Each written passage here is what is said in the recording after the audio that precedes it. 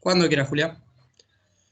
Bueno, buenas tardes, bienvenidos a todos. Mi nombre es Julia Rutigliano, soy presidente del Instituto de Estudios Judiciales del Departamento Judicial Quilmes por la Corte. En nombre del Instituto les doy muchas gracias y la bienvenida, que junto con la red de jueces se organizó esta jornada de la administración en la justicia penal, que a todos nos interesa y más cuando tenemos representados muchas provincias, bueno, en este caso Chubut, Neuquén y Santa Fe, pero escuchar la realidad de la Argentina es más que interesante. Así que bueno, le voy a dar la palabra al presidente de la red de jueces, el doctor Mario Caputo. Bienvenidos.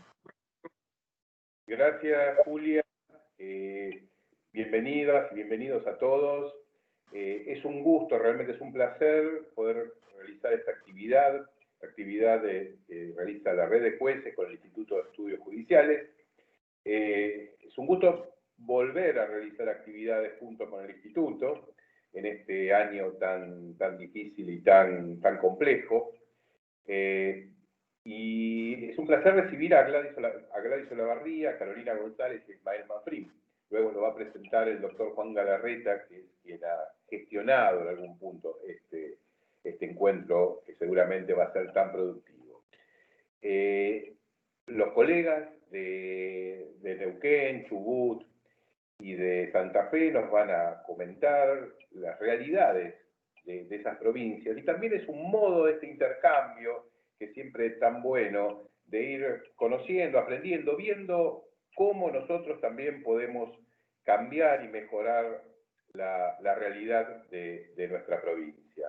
La red de jueces está permanentemente, no hemos descansado pese a la pandemia, hemos realizado documentos, hemos jornadas, presentado proyectos de ley, para poder realmente mejorar en algo esta justicia penal. Así que, Juan, te cedo la palabra para que presentes a los colegas y que les doy muchísimas gracias desde ya en esta recepción.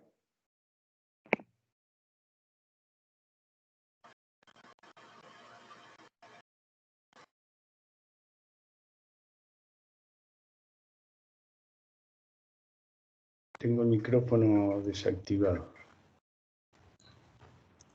Ahí está activado, Juan, te escuchamos. Bueno, muchas gracias, Mario. Voy a presentar a los expositores, quienes representan distintas provincias que ya han tenido un desarrollo no solo dentro del sistema adversarial, sino lo que hace al objetivo de la reunión, que es la organización, el nuevo paradigma organizacional que acompañó a aquellas reformas por las cuales pasaron en nuestras queridas provincias del sur, al igual que Santa Fe, del sistema inquisitivo al sistema adversarial. En primer término va a hablar la doctora Gladys Olavarría, que es abogada, es juez penal y juez de ejecución del Colegio Público de Jueces de la Circunscripción Judicial de Comodoro Rivadavia, provincia de Chubut, docente en las cátedras de Derecho Penal 1, 2, procesal penal de la Facultad de Ciencias Jurídicas y Sociales de la Universidad Nacional de la Patagonia, San Juan Bosco, en las sedes de Trelew y Comodoro Rivadavia. Además, fue capacitadora en la reforma procesal penal del año 2007, expositora en diversos congresos y seminarios, tanto en temas penales como civiles. Es becaria a su vez becaria a su vez en diversas oportunidades por el Centro de Justicia de las Américas, el CEJA, e integrante del grupo INESIP de la provincia de Chubut. Doctora Olavarría, le doy la palabra y la escuchamos. Bien, muchas gracias. En primer lugar, quería agradecer al Colegio Departamental de Quilmes, a la red de jueces penales de la provincia de Buenos Aires por esa participación y obviamente a Juan, que tuvo en cuenta los efectos de poder participar hoy de este encuentro. Bueno, un saludo a todos los que están participando y a todos los oyentes, y quiero empezar inmediatamente porque en realidad nosotros no tenemos un solo colegio de jueces penales, sino que tenemos una multiplicidad de colegios dentro de la provincia del Chubut, y para beneplácito del ámbito civil, también tenemos a partir de este año colegio de jueces civiles en las distintas ramas por especialización de rama y materia. Entonces existen varios colegios que se han creado. También tenemos un colegio de jueces de ejecución penal, de la cual he participado como una de las personas que dio la idea para la creación de jueces de ejecución, colegio de jueces de ejecución provincial, y también está el originario y tan ponderado colegio de jueces que abarca a todos aquellos jueces que intervienen desde el inicio de la investigación hasta el momento de la sentencia. Hay un colegio de jueces de cámara que no está muy activo al respecto, y bueno, ahí veremos para dónde van las críticas respecto del funcionamiento de los colegios de jueces.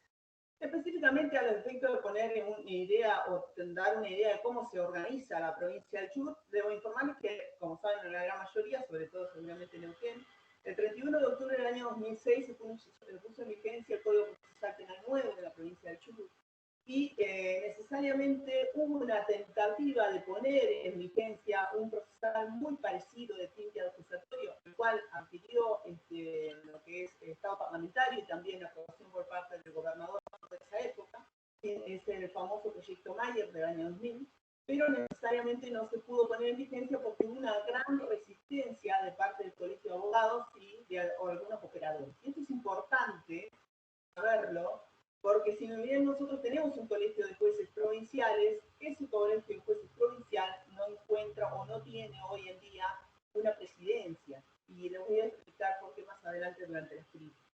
Lo que sí existen son delegados, ¿sí?, que representan a cada jurisdicción. La provincia de Chubut, de acuerdo al artículo 177 de la Constitución Provincial, está dividida en 5 jurisdicciones.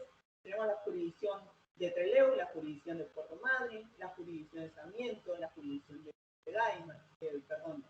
Esquel. Y también se está en este momento armando la jurisdicción de Rawson, además de la jurisdicción de Comodoro Rivadavia. Yo he sido delegada del Colegio de Jueces de Comodoro Rivadavia en 2 años en esa función, ejerciendo 5 años como juez en ese lugar, y también representante del Colegio de Jueces de Función, como delegada en esta área. Debo informarles que necesariamente es todo un tema la necesidad del avance de los colegios de jueces y las funciones que los mismos tuvieron. La provincia de Chubut no tuvo una buena planificación y capacitación de todos aquellos que formaban el colegio de jueces, o cómo fue armado, implementado. Tampoco tuvo una buena capacitación en el año 2006 sobre cómo debía la oficina judicial trabajar y el director de la oficina judicial, sino que se realizó una pequeña transición de 6 meses para poder pasar la gran mayoría de las funciones al Ministerio Público Fiscal, y la capacitación se basó exclusivamente en estos cursos que ustedes conocen, que son los cursos de litigación. No hubo una capacitación de los jueces respecto a este nuevo rol que tenían, sino solamente en el manejo de audiencias. En el Código de Mayer yo lo cité justamente porque ahí surgía cuál era el interés de estos colegios de jueces al momento de explicar la exposición de motivos.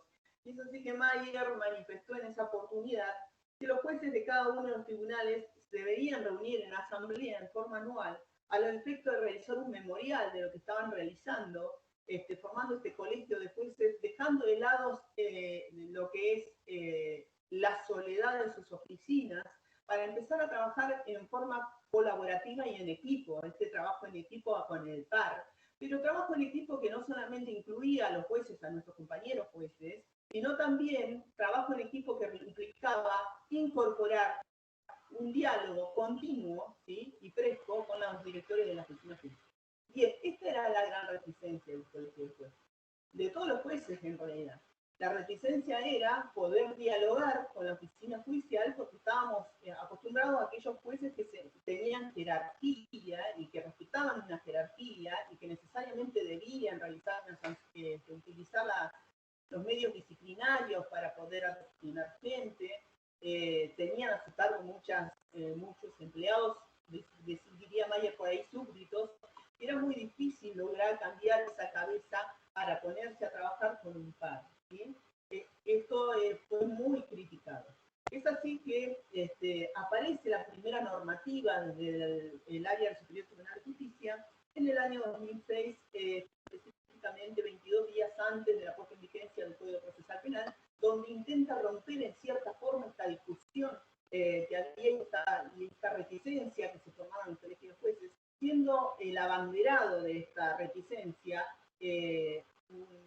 dos personas específicamente. Una de ellas escribieron un artículo respecto de esto, el doctor Franco y el doctor, uno de los doctores jueces de Cámara, no recuerdo el nombre, ya no voy a acordar, y necesariamente se oponían a esto porque decían que en realidad lo que habría es una falta de competencia exclusiva, o sea, no estaríamos respetando la división de competencias o de funciones que establecía nuestra Constitución Nacional cuando diría cuál era la función de cada uno de los jueces, ¿sí? Esta función que necesariamente requería una competencia territorial y una competencia material.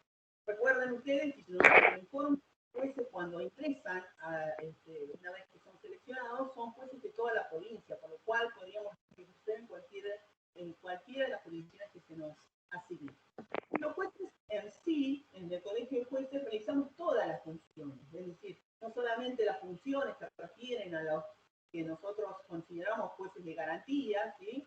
Una palabra tan trillada, nosotros preferimos decir jueces penales, para tratar de incluir también el concepto de la víctima, de los derechos de la víctima, los jueces penales, pero además traen a colación todas aquellas funciones que refieren a los jueces de debate, jueces de recurso, porque necesariamente no de recurso que implica la impugnación de la sentencia, sino vemos la función de todos los recursos que impliquen una revisión de decisiones previos a la sentencia, ¿sí?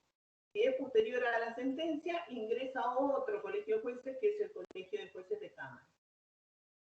Y además tenemos la función de ejecución, y dentro de la función de ejecución, el juez de ejecución actúa o tiene esa función una vez digamos, durante un año, ¿sí? Es rotativa. Las demás funciones es plena para todos los jueces que conforman el colegio de jueces. Cada jurisdicción tiene un colegio de jueces. Y en esta primera normativa del año 2006 se intentó especificar cuáles eran las funciones, pero quedó muy trunco, es decir, este intento. ¿Por qué? Porque decía que el colegio de jueces, por primera vez se utiliza la palabra colegio de jueces, implicaba, según lo determina la oficina judicial, agrupar jueces de garantía, de audiencia preliminar y de tribunal unipersonal. Sin embargo, dejaba fuera a los colegiados, ¿sí? Y también dejaba fuera a los jueces de función. Obviamente esta normativa fue una base y la prueba de la falta de conocimiento de cómo debería formarse el colegio de jueces inicial u original. Bien, Mayer establecía que en realidad uno podría llegar en esta exposición de motivos, realizar una reunión anual y que necesariamente se debería desde el punto de jueces integrar o sacar un grupo de jueces que se dedique exclusivamente a los jueces, a lo que es el trámite de juicios orales y públicos. Bueno, esta utopía de función para la provincia de Chubut es eso mismo, una utopía. ¿Por qué una utopía? Porque necesariamente la crítica es la siguiente: los procesos en la provincia del Chubut, en lo que es la investigación hasta el momento de la audiencia preliminar, son muy escuetos, es decir, tenemos 6 meses, prorrogables por otros 4 meses, y prorrogables nuevamente por 4 meses más, lo que implica que al año, ¿sí?, de realizarse toda esta investigación, si nosotros ponemos jueces anuales que tengan esta función rotativa, ¿sí?, lo más probable es que esos jueces que sean del Tribunal de Juicio se encuentren con las mismas causas que previamente tenían asignadas por el turno al inicio de la investigación, y que continuaron y controlaron posteriormente. Esa era la primera crítica que nosotros le hicimos a esta utopía de organización judicial de los colegios de jueces. Esto trajo también la posibilidad de la contracrítica que especificaba que a lo mejor sí se podía cumplir esto con jueces de otras jurisdicciones. Y trajo esto varios perjuicios si lo poníamos en práctica. Se analizó el sistema de videoconferencias, esto afecta obviamente el sistema de inmediación, pero no solamente el sistema de inmediación, sino que fíjense que nosotros tenemos limitado el tiempo de deliberación en el sistema de videoconferencia, y a veces digamos, el nivel de internet no es bueno e implica que se corte en medio de una deliberación, una discusión importante o rica entre los distintos jueces, como también sucede en las testimoniales o en la exposición de las partes, lo que implica que hacía más como el sistema se transformaba en algo totalmente engorroso. Posteriormente se decidió, bueno, se podría haber armado este pool de jueces de juicio a través de jueces de otras jurisdicciones que puedan acercarse al lugar donde se encontraba la gran mayoría de las partes, donde se iba a celebrar el juicio, pero esto más allá de los problemas económicos traía otros problemas. Que los demás jueces que se quedaban en el lugar del juez que se fue designado para irse a otra jurisdicción, debían cubrir las audiencias del juez que dejó vacante el lugar para poder cumplir esa función en otra jurisdicción. ¿Y esto qué traía aparejado? Traía aparejado lo que nosotros decimos en la práctica, quema de jueces, ¿sí? Quema de jueces significa que esos jueces después no iban a poder ser utilizados para la posibilidad de un posterior juicio en ese caso. Esto implicó un gran debate de cómo íbamos a organizar las audiencias. Y esto tiene relación con la próxima discusión o crítica, que es esta necesidad de separación de la función jurisdiccional de la función administrativa. Aparece un acuerdo en el año 78, en 2008, que es el acuerdo 78/08 del Superior Tribunal de Justicia, donde necesariamente intenta realizar esta separación jurisdiccional de la administrativa, pero sin embargo termina delegando la función administrativa al delegado de juez. ¿En qué sentido se les explico? Nosotros, los integrantes del Colegio de Jueces de Comodoro Rivadavia, intentamos planificar, porque había una cierta rigidez muy fuerte cuando yo aterrizo en Comodoro Rivadavia, donde necesariamente la oficina judicial, la directora de la oficina judicial no tenía un diálogo fluido, digamos, como inspirado en Mayer, en este diálogo fluido con el Colegio de Jueces, y el Colegio de Jueces estaba más limitado a hacerle críticas a la directora de la oficina judicial que necesariamente a resolver la situación, ¿sí? A partir de que llegamos o por lo menos que yo tomo contacto, tuve la posibilidad de ser electa inmediatamente a los 5 o 6 meses como representante o delegada, y decidí ponerme en colaboración, o sea, incluso en contra de la postura de mis compañeros, con la directora de la oficina judicial, para lograr este diálogo fluido, ¿sí?, con la directora de la oficina judicial. Es así que, haciendo de intermediaria, logré que la oficina judicial pudiera acercarse un poco más con los jueces del Colegio de Jueces de Comodoro Rivadavia, y del Colegio de Jueces de Comodoro Rivadavia surgió una planificación de la carga de trabajo de los jueces, que fue muy interesante entender y poner en funcionamiento, y si bien fuimos prototipos en su oportunidad, ese sistema está siendo funcional, o sigue funcionando el día de la fecha en Comodoro Rivadavia, dando muy buenos resultados, considerando que es la jurisdicción más importante que tiene la provincia de Chubut. Donde el diálogo empezó a ser parte entre la jurisdicción de la oficina judicial, la directora de la oficina judicial de Comodoro Rivadavia y los jueces de Comodoro Rivadavia. Este plan de organización de la carga de trabajo no surgió de la oficina judicial, sino que surgió de un análisis realizado por uno de los integrantes del Colegio de Jueces, el doctor Nico, quien hizo una distribución de la carga de trabajo por semanas. Después, si quieren, les explico cómo es, pero es a grandes rasgos. Les explico que una de las semanas está dedicada exclusivamente a la guardia, después de guardia, después no hace nada más que guardia. Posteriormente, ese mismo juez tiene 2 semanas para realizar 2 semanas para realizar todas las audiencias referentes a antes de la presentación de acusación, y audiencias preliminares también. Se fijan 3 audiencias preliminares por día, y todas las demás son todo otro tipo de audiencias, por lo pesado que es una audiencia preliminar. Y después estamos hablando de aproximadamente, entre los jueces que tienen semana de audiencias, tienen aproximadamente 150 audiencias por semana, y después de esas 2 semanas, se fijan, esos mismos jueces son los que realizan audiencias de juicios colegiados, son designados para juicios colegiados, o juicios unipersonales, depende de la demanda que haya en el momento, que se realizan durante esas 2 semanas.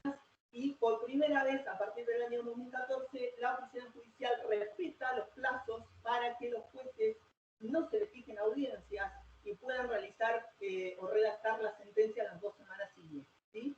Y queda una última semana, que es la semana número 8, se refiere a la semana donde se caen los juicios abreviados, ¿sí? Entonces, imagínense que toda esta organización comienza a contar nuevamente una vez terminada la semana número 8, donde empieza nuevamente el turno del juez designado. Así con todos los jueces. De esta manera nosotros pudimos determinar la carga de trabajo y poder disfrutar un poco más de nuestros tiempos, más allá de que obviamente como todos nos llevamos neuronas a la casa, algunos de todo lo que va. Esta función, esta separación de la función jurisdiccional con administrativa surgió también de la sala penal cuando los jueces de Comodoro Rivadavia se nos advirtió la posibilidad de que, debido a un planteo realizado por los jueces de la ciudad de Trelew, los mismos tenían reticencia a que se le maneje la licencia de cada juez, a tal punto de que se ponían a discutir si por qué un determinado juez se iba a Cancún y no se iba a Brasil, que le quedaba más cerca, si podía volver y hacerse cargo de sus audiencias ridiculeces de este sentido. Entonces, para evitar este tipo de cosas con la directora de la oficina judicial, es decir, quienes eran directores de las oficinas judiciales, surge esta acordada poniendo en cabeza de los delegados esta función administrativa. Ahora, entonces, fíjense que acá ya la separación entre la función administrativa y la función jurisdiccional dejó de ser tal.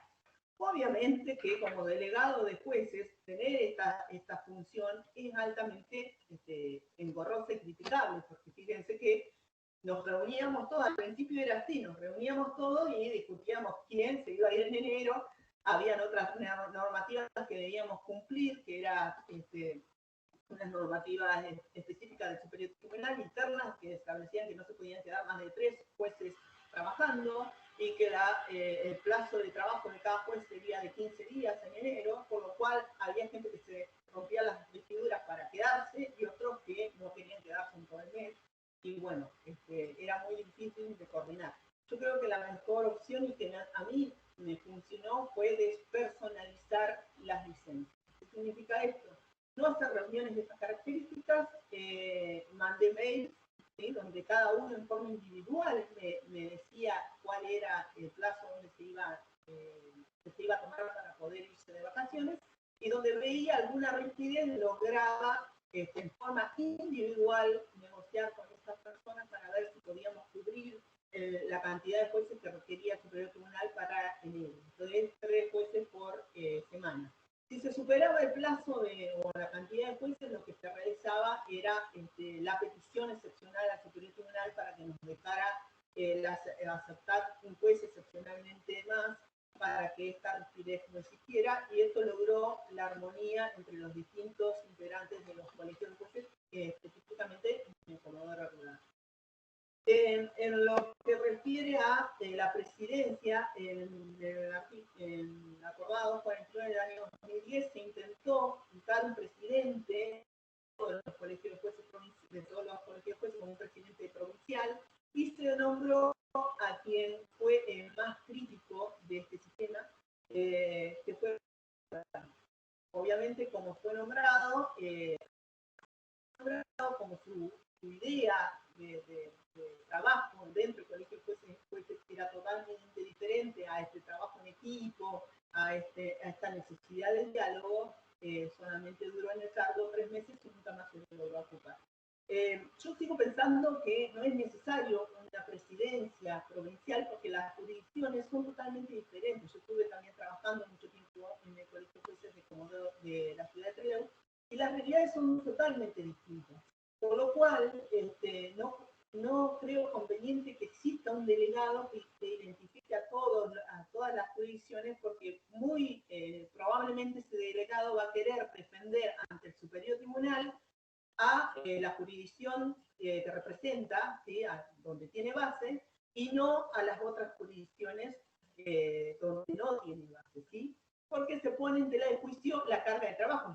Yo le explico que, por ejemplo, en Trelew la carga de trabajo es una tercera parte de lo que hay en la ciudad de Comodoro. Entonces, es muy probable que el de Trelew, si el delegado provincial es el delegado de Trelew, es muy probable que vaya al Superior Tribunal de Justicia pidiendo menos funcionarios o más funcionarios para que le fijen audiencias. Sin embargo, el de Comodoro Rivadavia pida más jueces para poder cumplir con las audiencias y más funcionarios para que haga la función institucional. En la ciudad de Trelew es muy probable que digan que quieran más funcionarios que le hagan proyectos de resoluciones judiciales. Entonces estamos un poquito complicados porque ahí estamos en una delegación de funciones. Bien.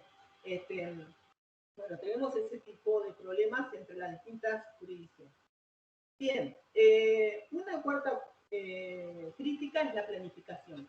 Es importante tener en cuenta este diálogo fluido con la directora de la oficina o directores de las oficinas judiciales, porque justamente uno puede realizar la planificación de nuestra carga de trabajo y la consecuencia puede ser atroz, por más que tengamos un buen diálogo, si no nos acordamos de darle esa participación al director de la oficina judicial.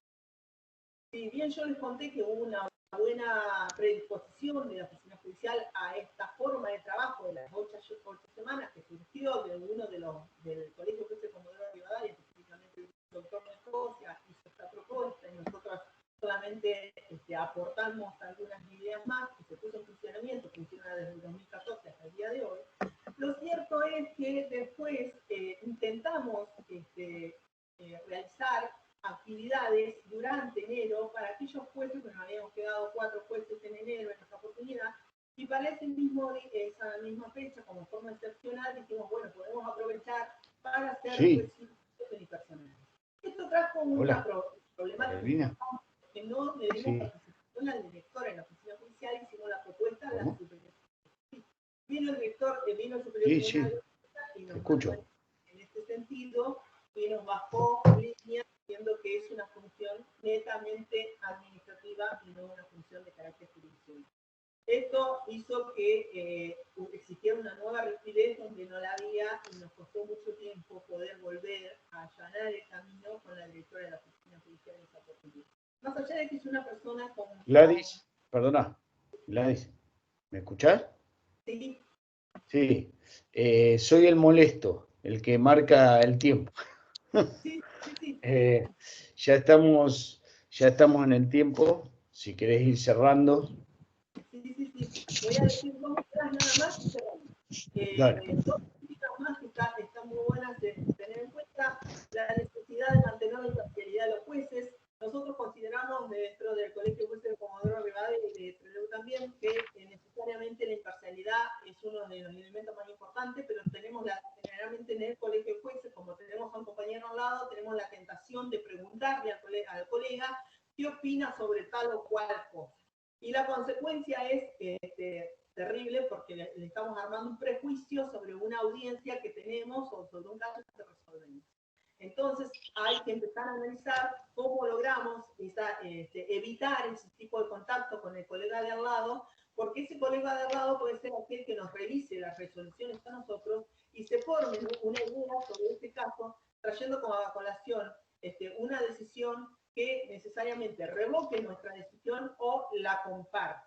Y después también se utiliza, es decir, el tema de que nosotros mismos realicemos la revisión de nuestras propias decisiones, es decir, decisiones del colega al lado, trae las rigideces tan importantes que implica que muchas veces aquellos que hacían minoría dejen de hacer minoría y se transformen en una mayoría absoluta, perdiendo la heterogeneidad en las decisiones de cada uno de los integrantes de los colegios de jueces. Ahora, como para cierre, les comento, hoy en día tenemos una normativa que normativizó la parte del funcionamiento del colegio de jueces de toda la provincia.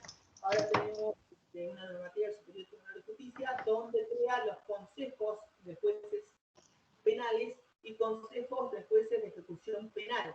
Con lo cual, tenemos 2 nuevos organismos donde yo les sacaría el delegado único que forma parte de esta reglamentación y invitaría a que el Consejo de Delegados participe en las reuniones con el Superior Tribunal para que se pudiera ver adecuadamente las distintas realidades de las distintas jurisdicciones que forman parte de la provincia de Chubut. Bueno, me quedó un montón de cosas en el tintero, no hablé de los jueces civiles, el colegio de jueces civiles ni de cámara, pero bueno, te dejo, Juan. Muy bien, gracias. Bien, ahora vamos a... Muchísimas gracias, Gladys. Muy enriquecedor todo lo que nos ha contado de la experiencia. Seguramente esto va a generar preguntas e inquietudes que tienen que ver sobre todo con la jurisdicción a la que pertenece. Ahora vamos a seguir con la doctora Carolina González. La doctora Carolina González, jueza penal del Poder Judicial de la provincia de Neuquén, de la tercera circunscripción, Zapala, doctora en Derecho por la Universidad de Salamanca, premio extraordinario de la Universidad de Salamanca del año 2005 por la tesis El Derecho a la Intimidad de Altos Cargos, Limitaciones y Control Patrimonial, e integrante de la Asociación Pensamiento Penal Argentina, capítulo Comahue. Desde ya que esto es una síntesis, Carolina tiene una trayectoria mucho mayor, pero ella misma me impuso los límites y se lo agradecemos por otra parte. Carolina, te damos la palabra.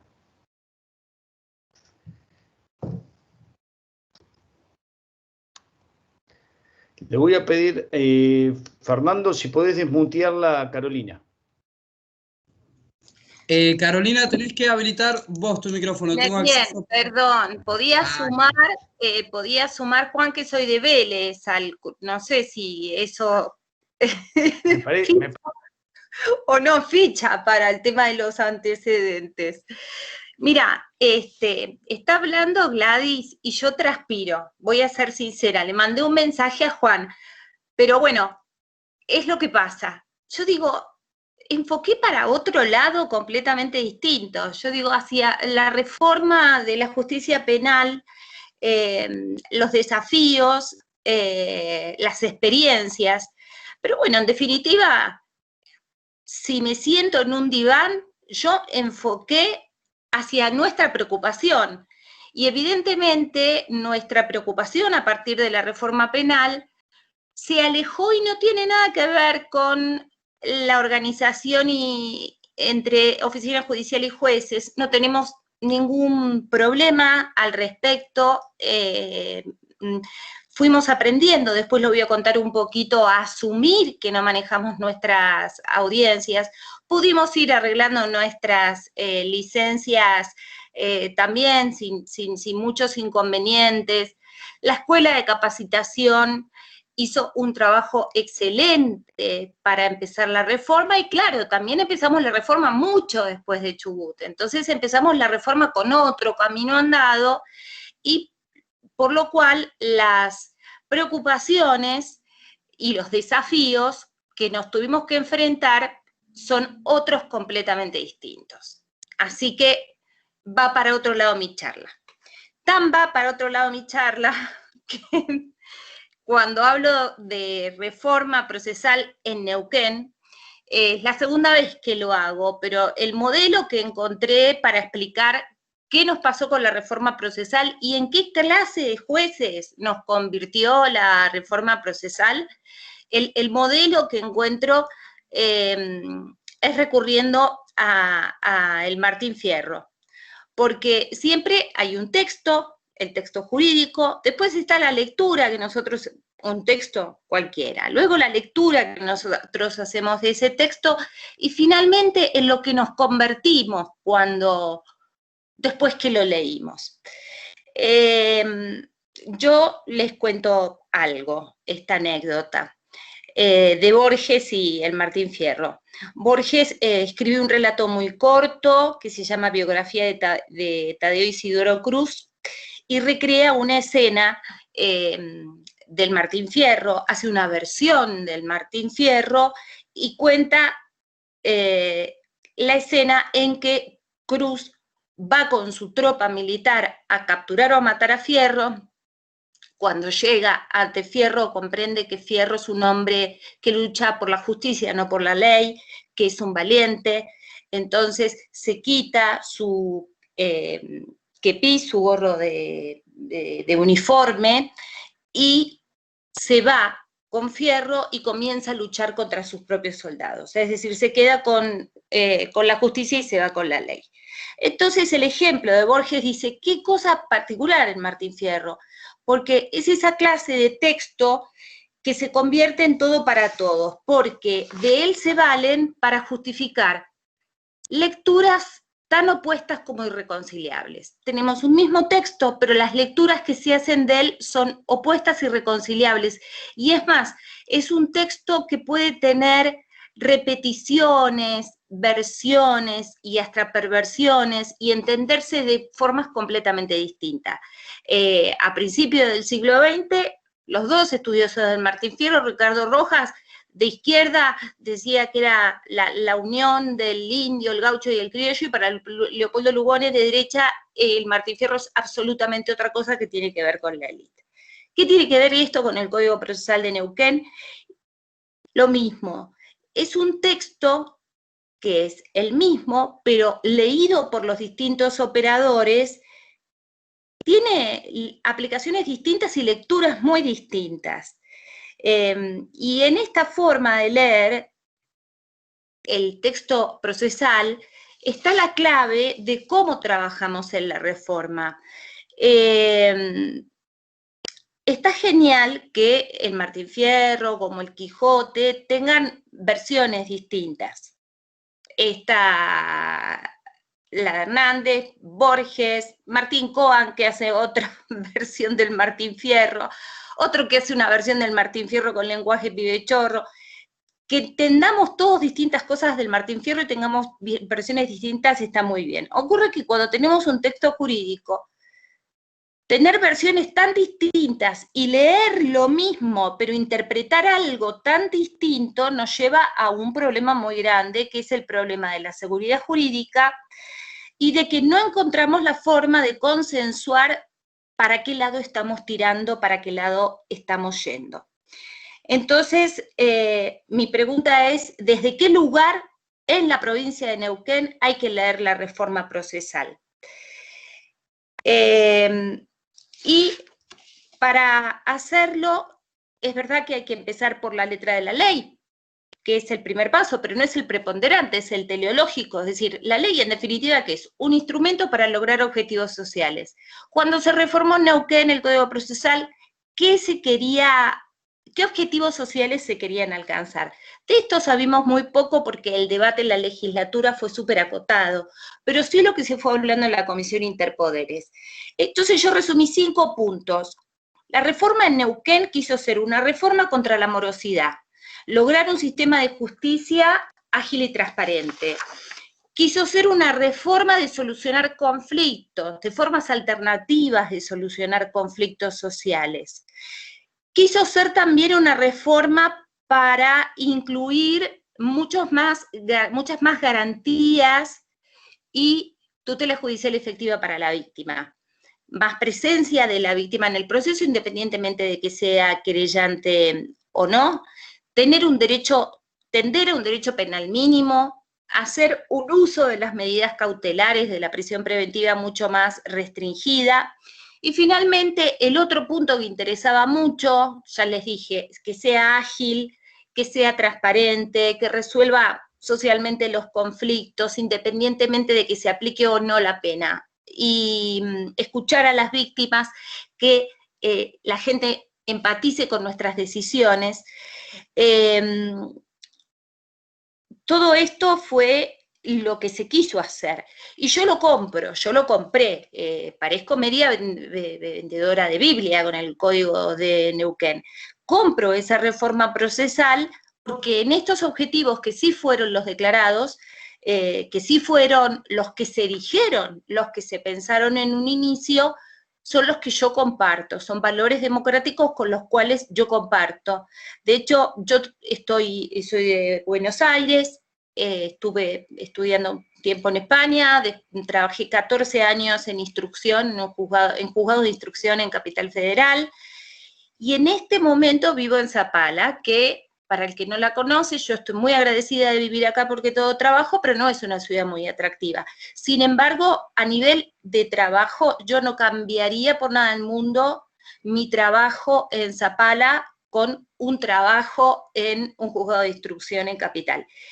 Ya a la noche a veces sueño, de verdad, a veces soñamos, pero nos faltan materias para recibirnos. Yo juro que sueño con el mueble rectangular de los expedientes y que se me atrasan las causas, cosa que en nuestro sistema ya no existe más. En el Código Procesal Penal de Neuquén todo el sistema es oral y cada día que me voy a mi casa no me queda nada atrasado, todo lo resuelvo en el día, excepto cuando trabajo como juez de juicio, que me tengo que tomar 5 días para redactar una sentencia, y ahí ya puedo hacerlo con mayor tranquilidad, sin delegar y sin ningún tipo de ayuda, sin problema. Eso lo compartimos todos los compañeros, a veces se nos juntan un poquito los juicios, pero con esta disciplina del tiempo vamos bien. Ahora, ¿qué pasó? Si el objetivo era aquel, ¿qué pasó cuando se reformó? Y bueno, para ver qué es lo que costó, qué es lo que cuesta, cuál es el desafío, que era un poco la premisa que tomé yo de esta charla, es ver qué necesitamos reforzar en Neuquén para que funcione la reforma procesal, una mejor administración de justicia. Y para darme cuenta que necesitamos mejorar, tengo que pensar en cuáles son las cosas que se están queriendo contrarreformar. Porque toda reforma trae a corto plazo una contrarreforma. Voy a citar a Binder, porque si no, si hacemos una charla de esta y no citamos a Binder, parece que es imposible, pero él dice, si no ocurre la contrarreforma, es que la reforma no está funcionando, porque la reforma tiene que incomodar, tiene que molestar, porque es un cambio grande, es un cambio de raíz, es un cambio de paradigma. Salimos de un código mixto para entrar en un código acusatorio, pero con un marcado corte adversarial. Entonces, cuando hay cosas que ya se están queriendo contrarreformar, es decir, volverlas para atrás, leerlas de otra forma, empezar a leerlas desde otra cultura y desde otra ideología distinta, que no son estos objetivos de los cuales yo hablé, ahí vemos cuáles son las prácticas en que estamos fallando. Y creo que, a pesar de los grandes avances que hicimos en la provincia de Neuquén, en este ir y venir de avances y retrocesos, nosotros comprendimos sobre todo que lo que importa no es tener un código mixto o acusatorio, no es lo que define es cómo trabajamos con ese texto, cómo operamos con ese texto, porque si seguimos operando y leyendo el texto como lo leíamos hace 20 años atrás, vamos a volver a el colapso, la mala administración de justicia. Los puntos inquietantes, los desafíos en la provincia de Neuquén son los siguientes, a mi modo de ver, y son los desafíos que me preocupan. Tenemos una reforma procesal que logró descongestionar el sistema, que logró tener una organización de trabajo muy, muy buena, muy interesante, no, por lo menos en el Colegio de Jueces del Interior, en Capital es otra historia, pero hay un colegio de jueces en Neuquén y un colegio de jueces para todo el interior, que tiene sede en Cutralcó, en Zapala, en Junín, en San Martín de los Andes, en Villa de la Angostura y en Chopalal. La distribución del trabajo se hace sin ningún inconveniente con la oficina judicial, no estamos colapsados, ahora estamos un poco más apretados porque nos tenemos que poner al día por los motivos de la pandemia, pero lo importante que tenía nuestro código era los plazos legales. Había un plazo marcado para la investigación penal preparatoria, un plazo marcado para la averiguación, la investigación preliminar, y también un plazo estricto para la prisión preventiva. Y todos estos plazos, cuando se cuestionaron y empezaron a vencerse por descuidos de los funcionarios, se empezaron a caer, porque se empezaron a leer de otra forma. Entonces, lo que era un plazo legal, perentorio, que sí o sí hacía extinguir la acción penal, o sí había que darle la libertad si había pasado más de un año, se fue entendiendo 2014, 2015, 2016, 2017, 2018, y llegamos ahora que los 90 días de la averiguación preliminar ya no son 90 días, que los 4 meses de la investigación penal preparatoria depende de qué situación sea, porque si de repente son víctimas calificadas, es decir, si son víctimas que vieron afectado delitos contra la integridad sexual o cuestiones de género, niños, entonces ahí ya los plazos tampoco corren como tales. El año de la prisión preventiva se terminó entendiendo, vuelvo a decir, ¿cómo lo podemos entender? Un artículo que dice la prisión preventiva no puede durar más de un año, punto. Eso se entendió que era que la prisión preventiva no puede durar más de un año hasta que llegue el juicio que lo declarara culpable, pero después puede durar más de un año. Entonces, ya no es el plazo legal, ya no es una reforma contra la morosidad, ya ese objetivo lo mandamos al tapete. La prisión preventiva, de todos modos, mejoró muchísimo. Nosotros tenemos un índice de prisión preventiva sobre el total de la población carcelaria que es entre el 6 y el 8%, según las épocas, solamente eso. Lo que sí es cierto, y hay que analizarlo a nivel de la reforma, es que han aumentado con mucha velocidad las personas privadas de la libertad con condena. En algunas que otras jurisdicciones se hacen muchos juicios abreviados y quizás eso también sea motivo de preocupación o quizás tenga que revisarse. Y la otra cuestión que quedó también un poco desinflada fue la de la participación de la víctima, porque no llegamos a entender nuestro código procesal como un código que le da autonomía a la víctima desde el inicio. Le da autonomía a la víctima para poder ir a juicio, para acusar, pero no desde el inicio de las actuaciones. Es decir, que si no hay un fiscal que formule cargos, la víctima se queda sin caso. Y esto es un retraso, porque si queríamos jerarquizar la posición de la víctima, evidentemente ese objetivo tampoco se está cumpliendo. Este texto, que lo vamos leyendo los jueces de distintas formas, yo lo leo como jueza de garantías de una forma, hay compañeros jueces de garantía que lo leen de otra, el tribunal de impugnación de otra, y ni decir el tribunal superior como lo lee. Frases muy simples, como las que le acabo de decir, pero que tienen lecturas irreconciliables. Prisión preventiva dura un año, prisión preventiva dura un año hasta que se lo declara culpable. Son perversiones, ¿no? Es como una versión torcida de lo que quiso ser la versión original, porque la versión original no era esa. ¿Y en qué nos convirtió este texto? Claro, cuando empezamos a trabajar los jueces, habiendo recibido ya mucha capacitación y poniendo el enfoque, bueno, esto se acabó, ustedes no investigan, ustedes no pueden disponer de la acción, ustedes se tienen que limitar a hacer controles, ustedes son ajenos, son imparciales, pero se grabó tanto esa idea que los jueces terminamos asumiéndonos como prácticamente terceros desinteresados del proceso.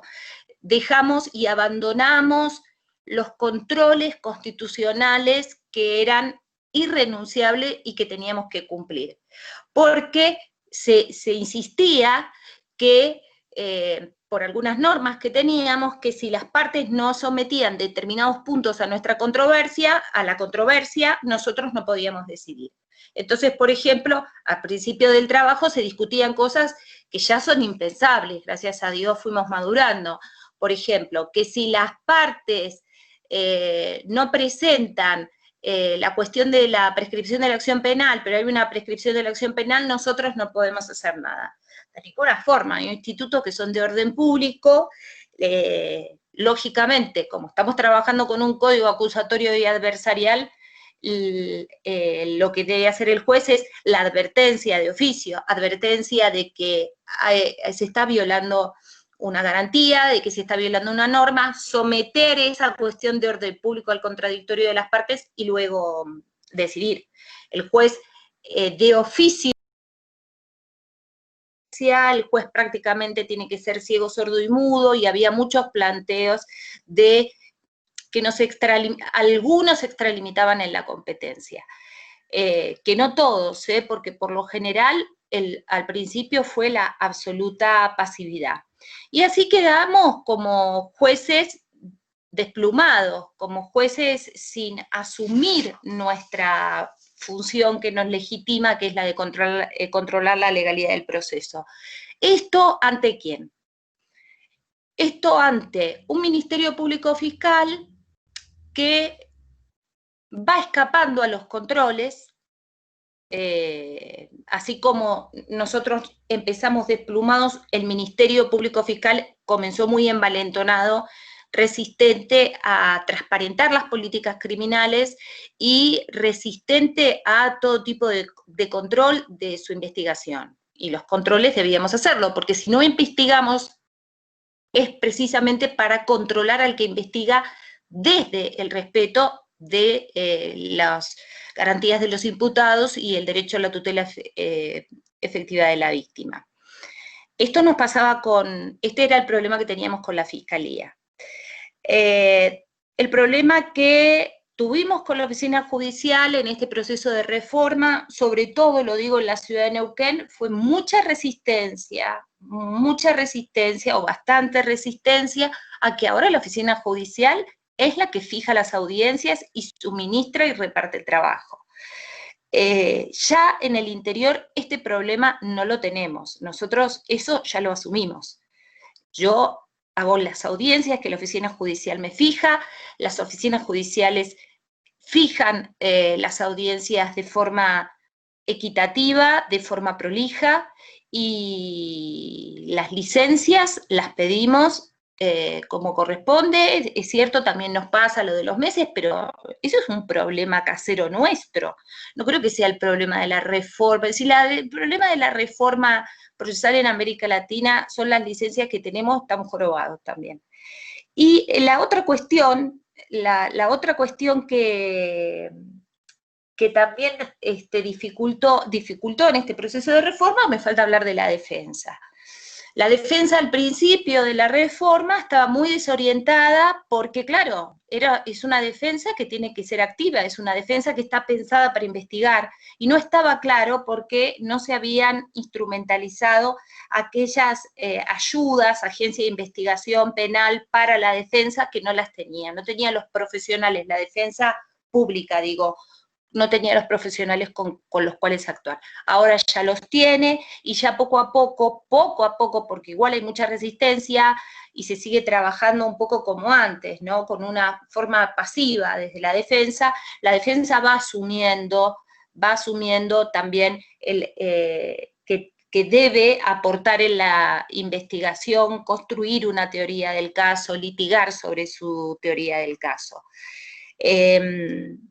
Bueno,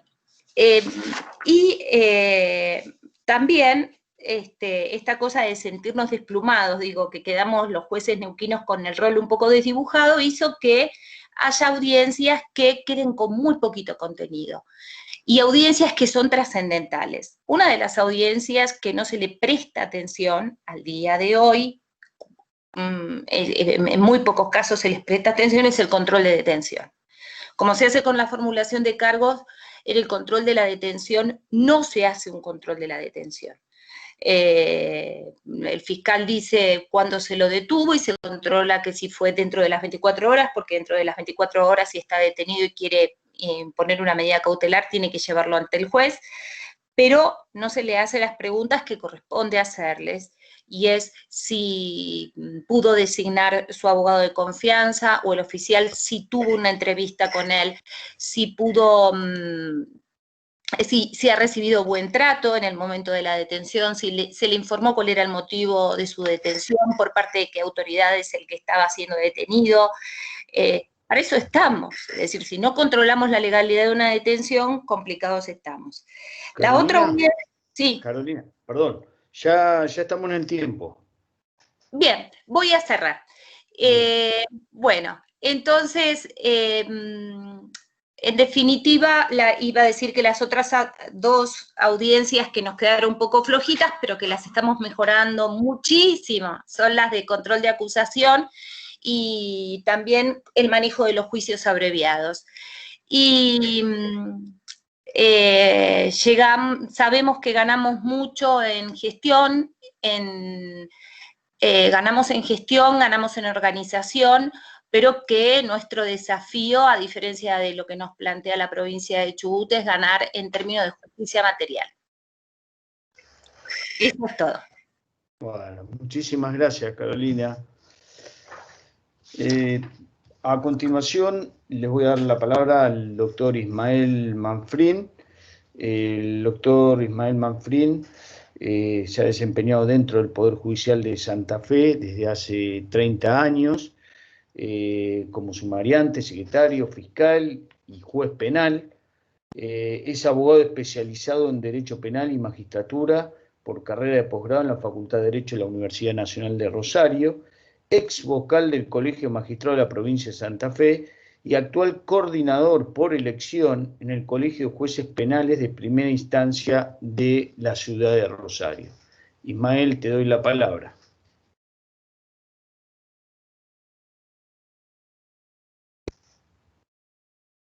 ¿Qué pasó?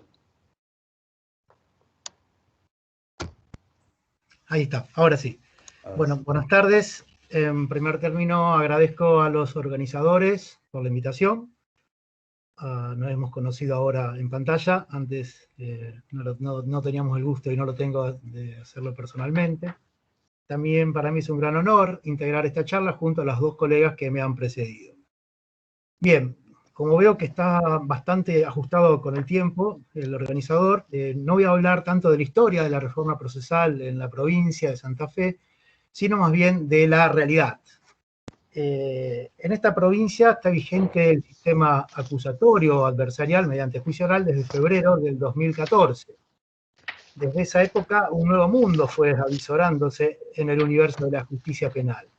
Limitándome en el presente encuentro, por cuestiones de tiempo, a desgranar algunas precisiones acerca de la relación de los jueces penales de primera instancia con el resto de los actores, tanto sea la Fiscalía, el Servicio Público Provincial de la Defensa Pública, y en especial con la Oficina de Gestión, que en nuestra provincia se llama OGJ, que son las siglas de Oficina de Gestión Judicial, señalando además algunas tensiones que se reflejan diariamente, presentando también algunas propuestas dentro de dichos marcos. Como ustedes bien saben, las relaciones con la Fiscalía y las defensas, al tratarse de cuestiones de índole procesal y jurídico penal, no han despertado ni encendido mayores polémicas con la magistratura.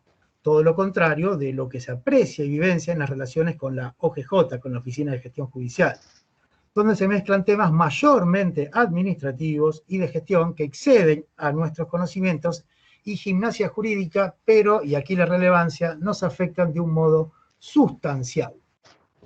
Lo cierto es que los jueces vamos a seguir existiendo y las oficinas judiciales también.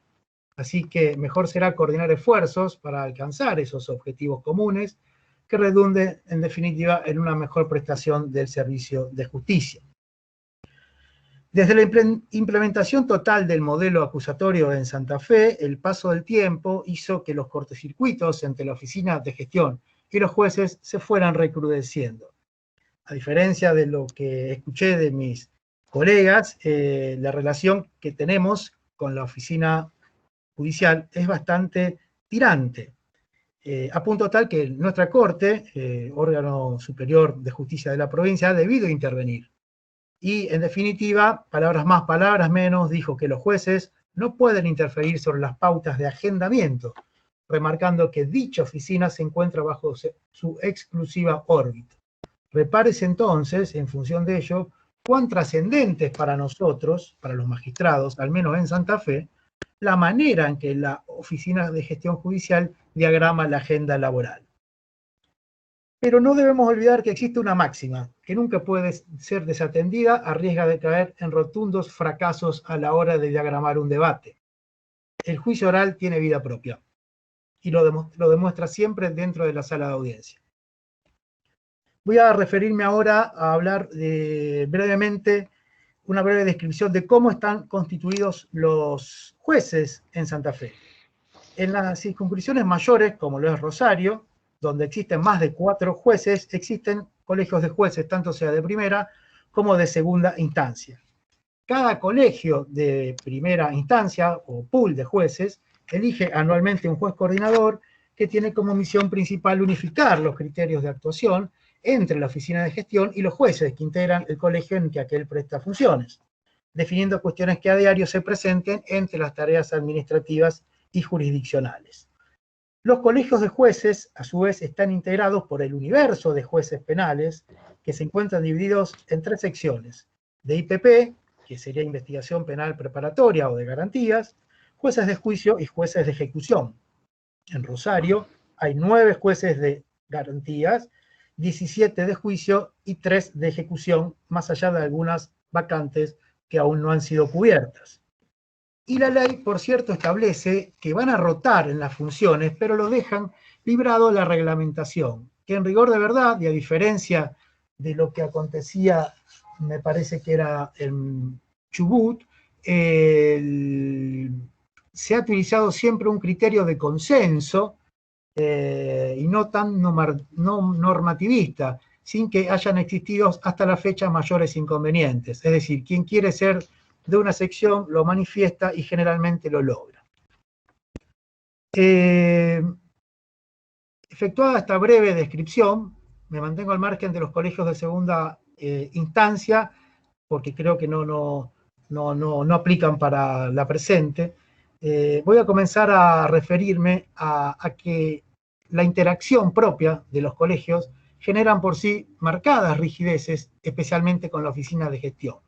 Y como en todos los órdenes de la vida, el desarrollo del trabajo judicial fue generando modificaciones propias a partir de la experiencia, de la prueba y del error. Ello ha generado tensiones entre los distintos operadores del sistema, y en especial, y en lo que quería compartir con ustedes, genera tensiones de distinta magnitud con este sujeto que, como vemos, está presente en todos los códigos procesales penales de tinte acusatorio y adversarial, y que así lo han contemplado, la Oficina de Gestión Judicial.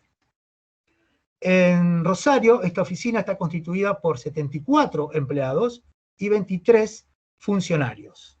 Y está prevista en un marco normativo de la Ley 13.018 y está en vigencia desde el comienzo, desde la hora cero de puesta en vigencia de nuestro sistema procesal penal. Es decir, fue creada por la ley en 2009, pero puesta en vigencia, como dije antes, en febrero del 2014.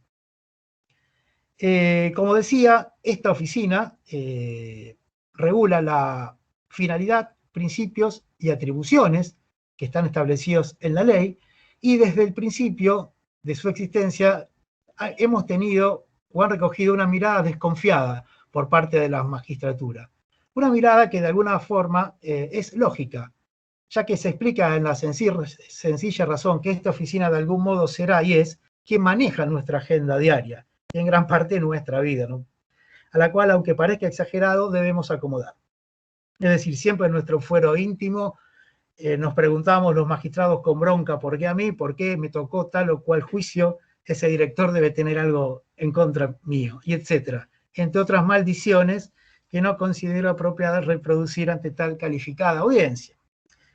Brevemente, no todo es crítica contra ese órgano, ya que en definitiva sus beneficios son claros y sencillos de apreciar, porque en definitiva permite que el juez trabaje solo de juez, evitando su distracción en cuestiones de administración, separando plenamente la función jurisdiccional de la administrativa y de la gestión. Un aspecto medular que reviste la mayor trascendencia, al menos a mi criterio, es el método de designación de los jueces que van a intervenir en los diferentes casos a juzgar. debe utilizarse un mecanismo que por un lado genere transparencia para todos y por otro lado genere también previsibilidad a los propios jueces. La cantidad de variables de los sistemas y de la resolución de los conflictos penales atentan contra una organización de gestión rígida. Deben existir, claro está, reglas claras que de manera equitativa regulen la carga de trabajo para cada juez. Es decir, un compendio de pautas que deben estar presentes siempre. En la actualidad, los jueces en Santa Fe no estamos vinculados a un determinado universo de casos como era antes con los juzgados, sino que es la oficina de gestión quien asigna diariamente esa carga de trabajo a cada uno de los magistrados. Entonces, podríamos decir que los magistrados trabajamos en función de la demanda de audiencias solicitadas por las partes y que son previamente agendadas, diagramadas y organizadas por dicha oficina. A esta altura nos podemos preguntar entonces por qué debe existir una permanente interacción entre los colegios de jueces y estas oficinas. ¿Es ello necesario? Y la respuesta es afirmativa. Es muy necesario, ya que esta forma de distribución del trabajo genera conflictos internos. Por un lado, debido a que las decisiones jurisdiccionales adoptadas en el marco de las audiencias orales pueden y seguramente impactan en el agendamiento.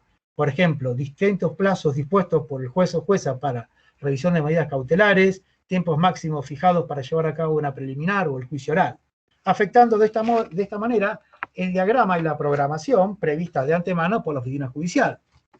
Por otra parte, en el ejercicio de la labor administrativa, la oficina de gestión, al proveer presentaciones efectuadas por las partes, por los otros litigantes, puede invadir esferas de competencia de los magistrados que alteran los ánimos no solo de estos, sino también de los demás operadores, fiscales, querellantes, defensores, que no esperaban recibir respuesta a sus inquietudes jurisdiccionales por parte de un funcionario administrativo. Bien, a continuación, algunas premisas que considero no pueden soslayarse.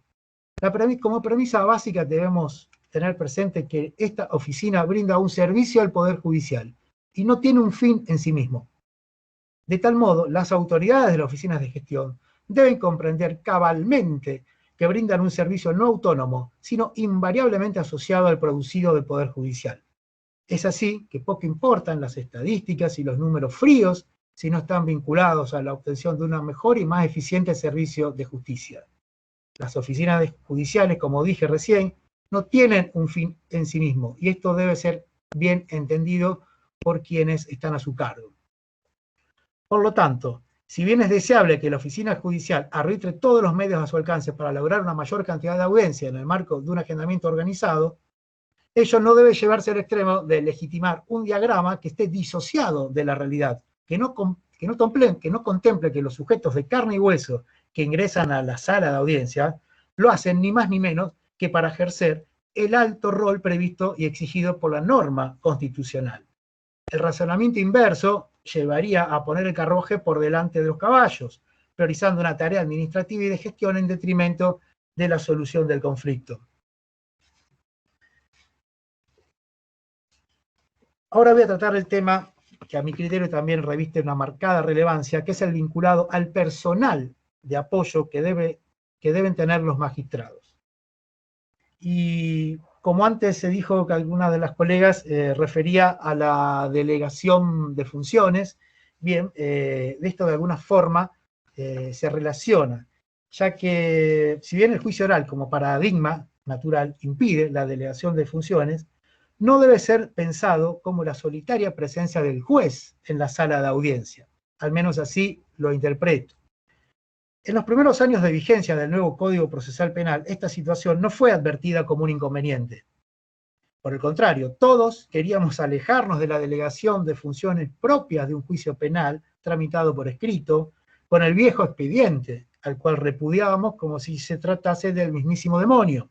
Bien, años después este concepto debe ser revisado, que quede claro, no el concepto del expediente, sino el del apoyo que deben tener los magistrados, que no debe ser confundido con la delegación de funciones.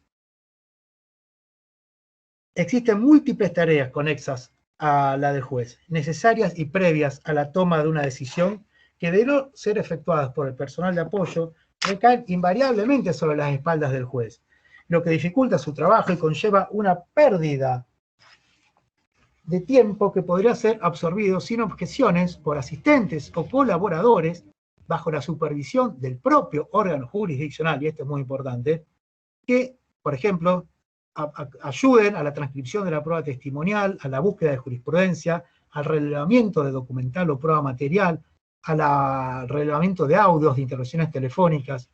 Todas estas tareas no son necesarias que las realice el juez o jueza, ya que son ajenas a su función específica y generan dispendio de recursos, y que, por cierto, deben ser evitadas. Por eso, hay que diferenciar esta situación de apoyo de magistrados con lo que era una delegación de funciones, ¿no es cierto? Actualmente en Rosario, la Oficina de Apoyo a Magistrados solo conserva el nombre, pero está vacía de función de apoyo, ya que se desempeña con algunos empleados que en realidad a quien apoyan es a la Oficina de Gestión, y que en consecuencia son llamados a atender las necesidades de dicho órgano en desmedro de la verdadera finalidad para la cual fue creada o debiera ser creada y así trabajar, que es la unidad. Repárese que en el modelo actual de gestión en Rosario, los jueces no cuentan con presencia en sala de ningún asistente de ninguna clase, se está en soledad, cuando es uni o acompañado de los dos colegas si es un pluri.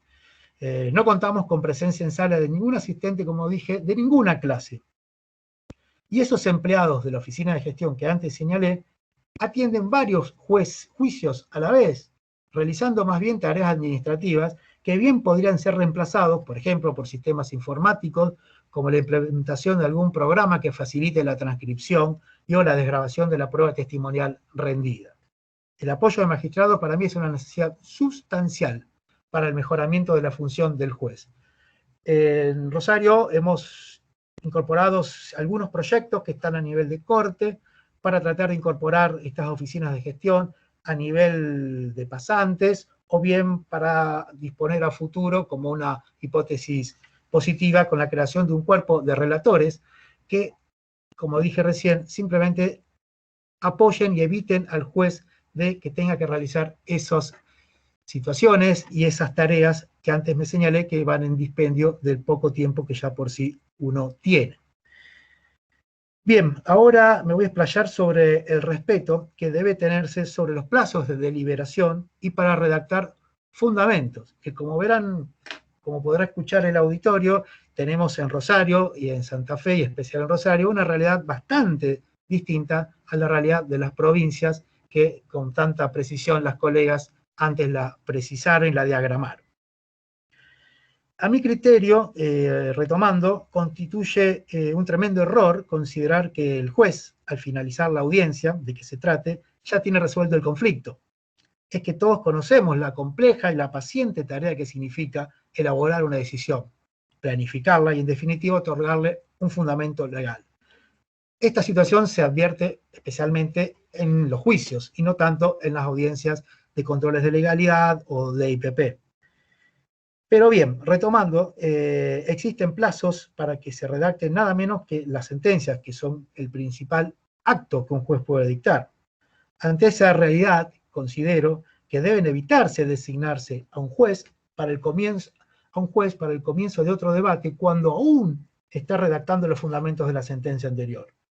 En Santa Fe, el plazo máximo para redactar fundamentos es de hasta 5 días.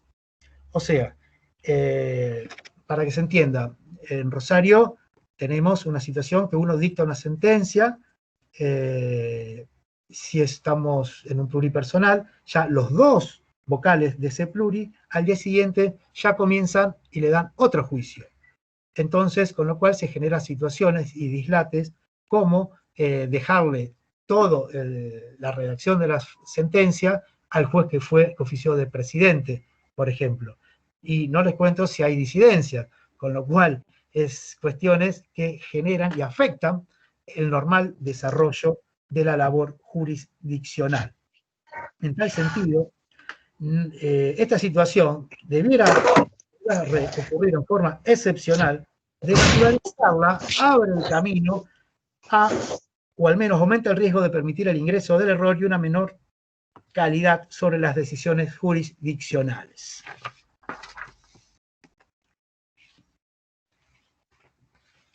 Bien. Otra cuestión que también no quiero dejar de compartir con ustedes es que entra a tallar también en el juego que muchas veces las oficinas disponen los días de fundamentos en relación con las jornadas que dura el juicio. Esta cuestión más adelante, si tengo tiempo, la voy a retomar. Otra premisa que debe ser fundamental para la labor jurisdiccional son el cumplimiento de estándares flexibles y revisables como modo de agendamiento en función de la duración y complejidad del juicio.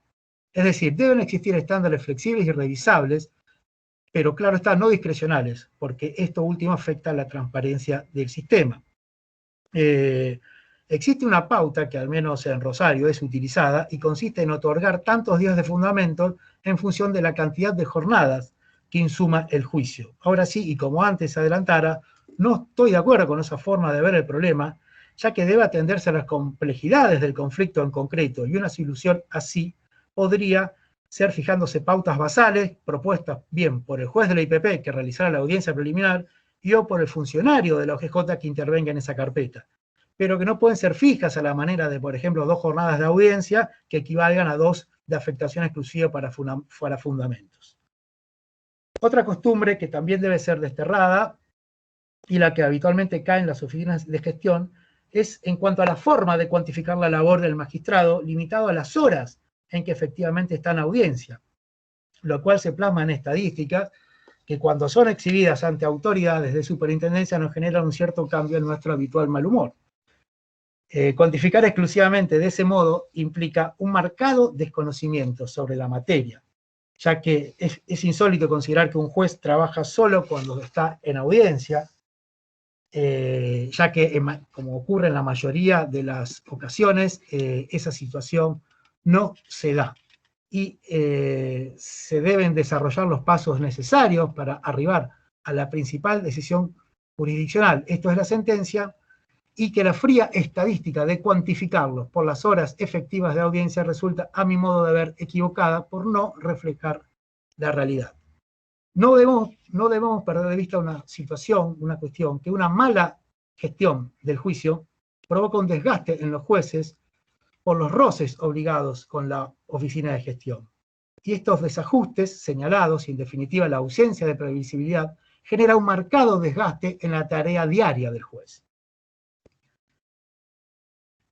Estas situaciones de incertidumbre, como lo representan los días de fundamento con afectación no exclusiva que se superponen con el comienzo de otros juicios, como también en el caso de en Santa Fe o en Rosario, la participación mientras dura el juicio de contraturnos vespertinos, que tenemos los jueces de juicio una vez por semana, y los turnos de fines de semana de todos los jueces, al menos, como ocurre, repito, en Rosario, genera permanentes idas y venidas con la oficina judicial para reagendar o solicitar algún día más con afectación exclusiva, que en definitiva se verifica y afecta y genera un gran desgaste que no le hace bien a nadie.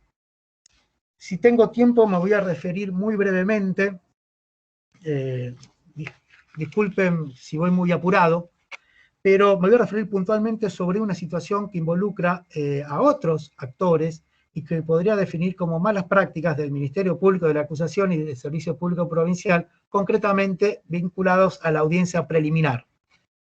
Al menos en Santa Fe se advierte como un talón de Aquiles del sistema la audiencia preliminar, ya que existen por lo menos 2 cuestiones que a mi criterio deben ser reformuladas para mejorar la vida de ese filtro procesal que todo sistema procesal reconoce como tal. Las partes, en primer término, no llegan bien preparadas a la preliminar por el volumen de trabajo que tienen. Nótese que en Rosario se desarrollan por lo menos 90-95 audiencias preliminares por mes, eso según las estadísticas del año 2019, y un plantel total de jueces de 8. Y eso por un lado. Y por otro, los tiempos que transcurren desde la audiencia preliminar al juicio, por lo menos 9 o 10 meses. Este juego nos entrega una realidad que atenta contra la eficiencia de un buen diagrama de gestión. Brevemente, las partes llegan a la audiencia sin haber preparado el caso, sin conocerlo en profundidad, y de tal modo no están en condiciones de adoptar alguna de las soluciones alternativas y o medidas que resulten acordes a sus intereses. Repárese que en función de tal conocimiento del caso, por lo general se admite la totalidad de la prueba ofrecida, y de tal modo se posterga hacia el futuro la adopción de convenciones probatorias o de otras salidas alternativas, plasmadas en una salida mediante una probation o con un procedimiento abreviado. Esa forma de admisión de la prueba es la que genera atrasos y problemas que repercuten en el agendamiento. Y eso acontece porque las partes, a sabiendas del extenso periodo de tiempo que va a transcurrir desde la preliminar hasta el juicio, es que la preliminar se transforma, desgraciadamente, casi en una audiencia rituario, donde no se formalizan las convenciones, ni se pulen las diferentes alternativas procesales posibles, y se posterga todo ello a una audiencia que es preparatoria, que es previa al juicio oral, que en el Santa Fe está legislada en el artículo 307, que está prevista solamente para resolver cuestiones prácticas que hacen a la organización del debate. Y es así que en esa audiencia las partes la utilizan para así empezar a desandar la realidad y ya conociendo más en profundidad el caso. Limitan testigos, llegan a convenciones, pero ya es tarde porque no es posible la modificación de la agenda. ¿Por qué? Porque la oficina de gestión ya dispuso el agendamiento conforme la prueba testimonial que ya venía admitida desde la preliminar. En consecuencia, hay una agenda de un juicio que va a insumir determinada cantidad de jornadas, que tal vez, en definitiva, esa cantidad de jornadas se reduzca, lo cual genera un problema en esa situación y atenta, como dije antes, a una buena gestión. Ismael. Sí. Ismael, sí. No, para ir redondeando. Bien, sí, ya finalizo. Todo esto, esta interacción con los demás actores es un desafío que tenemos entre todos, también los jueces de IPP, que deben echar mano también a hacer un análisis de prospectiva de juicio para afinar la mirada si va a haber una condena o no, y en su caso rechazar las acusaciones. Pero en definitiva es un ejercicio que debemos mejorar la litigación de esa audiencia. Bien, ya el tiempo se ha pasado y aquí debo culminar y estoy abierto a las preguntas que se puedan realizar. Desde ya, muchas gracias a todos. Bueno, ahí me quedé sin... Perdón que ahí... A ver. Te escuchamos, Juan. Bien. Muchísimas gracias, Ismael.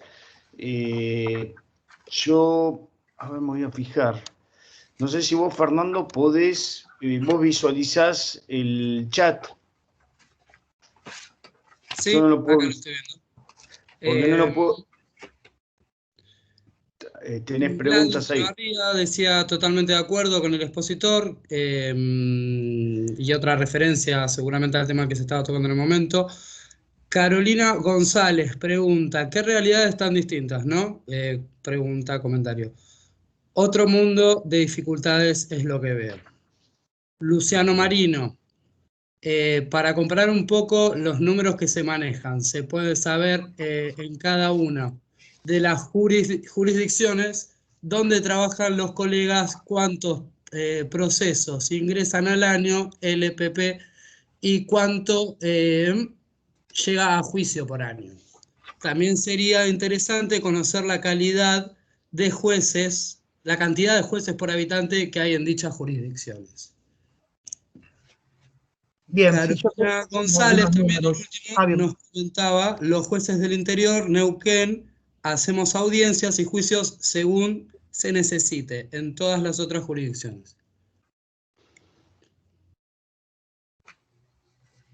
Sí, Ismael y tengo algunos números de estadísticas de la oficina. A ver si acá... Por ejemplo, en el año 2009 se realizaron efectivamente 15.000 audiencias en la circunscripción, en la sede de Rosario. Obviamente, en total, ¿no? Se han realizado como dije, algo así de 1.100 audiencias preliminares y 1.300 abreviados. Juicios orales, tengo establecido que se realizaron el año pasado 120.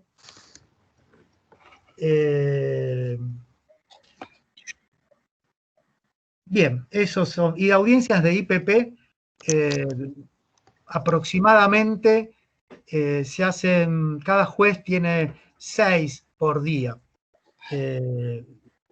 Y hay 8 jueces, o sea, serán unas 50 o un poquito menos tal vez de audiencias de IPP por día. Gladys, vos tenías algún número, me dijiste. Sí, esto está sacado del sistema de estadísticas del Poder Judicial de la provincia de Chubut, donde, al igual que con el sentido del inspector respecto de que los números son fríos y no maneja adecuadamente, no expresa adecuadamente la actividad que realizan ustedes fuera de la sala de audiencias, ¿sí? Que es el manejo de las soluciones. Yo tengo, además de esta estadística... Gladys, perdona, Gladys, se escucha con cierta dificultad. Por ahí, a ver. Ahí, a ver. A ver, ahí. Sí, a ver. ¿Ahora me escuchan bien? Okay. Bueno, tengo un anuario del año 2018, que es el último de los anuarios publicados en el Poder Judicial del Chubut a nivel provincial, pero también está bueno tener en cuenta, porque yo también tengo un detalle realizado en Comodoro Rivadavia exclusivamente por juez. Con una forma diferente de contar la carga de trabajo de cada juez. Esto lo tuve en cuenta porque bien coincido con el juez de Santa Fe en el sentido de que el Poder Judicial no tiene en cuenta ciertos tiempos en los cuales nosotros nos dedicamos a elaborar resoluciones, ya sea resoluciones simples o resoluciones de sentencias más complejas, como serían las resoluciones legales y demás, o aquellas resoluciones donde rechazamos ciertas peticiones que sí requieren de una elaboración importante, toda vez que una vez que se impugna el Superior Tribunal necesita la resolución escrita. Entonces, esas resoluciones también son importantes considerar, pero a los efectos legislativos, el comento, de acuerdo a los números fríos, sin tener en cuenta estas situaciones, del tiempo en la redacción de resoluciones, que las carpetas iniciadas por ejemplo en Comodoro Rivadavia superan las 4.000, que necesariamente en la ciudad de Trelew solamente hay cerca de 2.000, menos de 2.000 carpetas, como para que vean las diferencias, y aquí no están, por ejemplo, las incidencias por solicitudes jurisdiccionales que están en medidas de protección, que no se inicia una carpeta, sino son solicitudes aparte. Nosotros tenemos solicitudes jurisdiccionales cerca de 2.400 en el año 2018 y la cantidad de audiencias que tenemos aquí. Las audiencias que tienen una especie de Comodoro Rivadavia son, por ejemplo, en el cual yo tenía quizás más de 159 audiencias en el mes de noviembre del año pasado, y en el mismo tiempo... Disculpame, Gladys, te voy a interrumpir un segundito porque te estamos escuchando muy bajito. Voy a pedirle a todos los demás que silencien los micrófonos. Y a vos, Gladys, te voy a pedir una cosita, discúlpame. Trata de cerrar la cámara, a ver si con eso le damos un poquito más de ancho de banda y priorizamos tu voz. A ver ahora, si se escucha bien. Silencien los micrófonos, creo que te escuchamos un poquitito mejor. Continuamos, a ver. Les comentaba que, por ejemplo, para hacer una comparación entre distintas jurisdicciones, en Comodoro Rivadavia yo tenía agendado en un solo mes, que era el mes de noviembre, un total de 169 audiencias que realicé, y en cambio la jurisdicción de Trelew llegué a reemplazar a un juez y en el mismo mes, en el mes de noviembre, tenía asignados solamente un total de 40 audiencias. por lo cual no llegaban a las 120 en total la cantidad de jueces. Es decir, que ese mes. Es decir, que la diferencia es muy importante en cuanto a la carga, y por eso es importante también que nuestros superiores tribunales se tengan en cuenta que la asignación de auxiliares, esto que decía el compañero, sea verificado en cada jurisdicción de acuerdo a la realidad de cada jurisdicción. Es decir, entendemos como la realidad de que los auxiliares o los funcionarios, digamos, de la oficina judicial que apoyan a los jueces realizan funciones que implican, en cierta forma, delegación de funciones, y en Comodoro esto es imposible, son verdaderos auxiliares donde necesariamente colaboran con los jueces en, por ejemplo, la búsqueda de ciertas jurisprudencias cuando tienen tiempo, porque la gran mayoría de las veces se dedican a realizar la conexión del juez con las demás instituciones implicadas, llámese policía, llámese criminalística, llámese fiscalía, llámese defensoría o demás instituciones que implica una decisión de un juez. Entonces, es como que las realidades son bastante diferentes. En cuanto a la redacción de audiencias, de resoluciones, les puedo contar que yo hice providencias simples en 8 meses, hice un cálculo de cerca de 6.000 providencias simples, y en cambio había otros jueces que comparábamos con otros jueces, en realidad no llegaban a las 600. Entonces, depende también de la proactividad del juez, porque muchas veces los jueces, algunos, realizamos un control de los casos que tenemos, y en base a ello ordenamos la fijación o sugerimos a la oficina judicial la fijación de audiencia para cerrar casos cuando los casos no son de gran envergadura, como para poder de esa manera liberar un poco la cantidad de cúmulo de trabajo, carga de trabajo. Esto es muy bienvenido por la oficina judicial, porque de esa manera se libera jueces para causas más importantes. Esto también tiene que ver con la proactividad del juez. Estamos hablando ya de otro nivel de trabajo cuando realmente los sistemas funcionan. Esto que yo le contaba de la grilla de carga de trabajo que tiene los jueces de Comodoro, que funcionan desde el año 2014, funciona bastante bien, y eso permite realizar este tipo de trabajos de otros jueces. No sé si respondí. Sí. No está publicado en el Poder Judicial. Sí, gracias, Gladys. Fernando, acá está. Hay una pregunta, a ver, una reflexión. Se me están pasando todas. Había una pregunta más arriba, JP Chirinos. Sí, Juan Pablo Chirinos. Exacto, que preguntaba, ¿cuánto dura en promedio una audiencia de formulación de cargos en cada jurisdicción para mensurar la carga de trabajo? Ismael. Vamos a empezar por... Lo invito, si no, también a Juan que se discute y amplíe. Sí, la audiencia de formulación de cargos, bien, es difícil estandarizarla, ¿no? Porque depende del contenido del legajo, depende de la cantidad de personas que estén acusadas, pero no puede bajar nunca de 50 minutos una audiencia, en Santa Fe al menos, pues es bastante engorrosa, o los cargos, la forma de la lectura de los mismos, de los derechos, y que insume ese tiempo. Una cosita respecto a lo que manifestaba antes la colega acerca de la manera en que los... ¿Hola? Sí, se te escucha. Se te escucha, Ismael. Sí.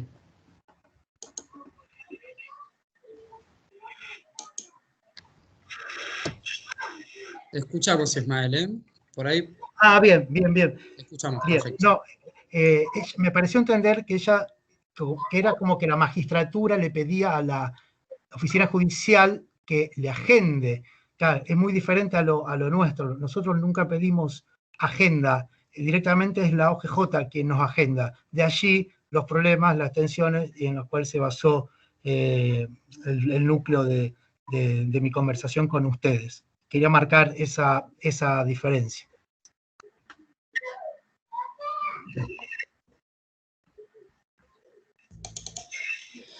No veo más preguntas en el chat. Ahí Gladys Olavarría dejó un archivo que se pueden descargar. No sé si alguien más tiene alguna pregunta. Yo levanté perdóname, Fernando, yo levanté la mano.